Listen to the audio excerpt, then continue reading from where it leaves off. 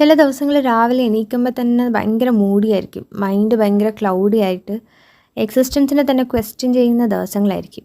ഇന്ന് ആക്ച്വലി അങ്ങനത്തെ ഒരു ദിവസമായിരുന്നു. രാവിലെ എണീറ്റപ്പോൾ തൊട്ട് കട്ട ശോകമായിരുന്നു വിത്തൗട്ട് എനി റീസൺ. പക്ഷേ ദിവസം മൊത്തം മൂഡിയായിട്ടിരുന്ന് ഒന്നും ചെയ്യാതിരുന്നാൽ പിന്നെ അതാവും റിഗ്രറ്റ്.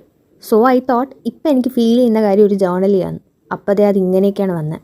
ഇപ്പം ഞാൻ ഈ പറഞ്ഞ കാര്യങ്ങൾ റിലേറ്റ് ചെയ്യാൻ പറ്റുന്ന ഒരുപാട് പേരുണ്ടാവും ആൻഡ് അവർക്കും ഇതേപോലെ ആയിരിക്കും ഫീൽ ചെയ്യുന്നത്.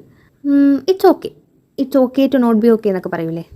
അപ്പോൾ ഇന്ന് ഞാൻ ചെയ്തത് എന്താ വെച്ചാൽ പേപ്പറിനെടുത്ത് കുറച്ച് പീസസ് ആക്കി എന്നിട്ട് ഞാൻ അതിനെ റീജോയിൻ ചെയ്തു.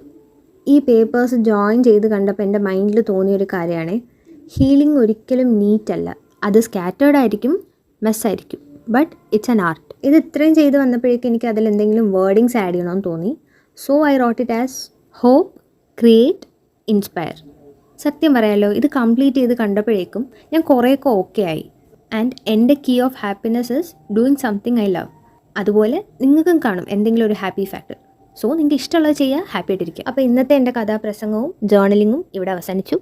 ഇനി അടുത്ത വീഡിയോ ആയിട്ട് കാണാം. ബൈ.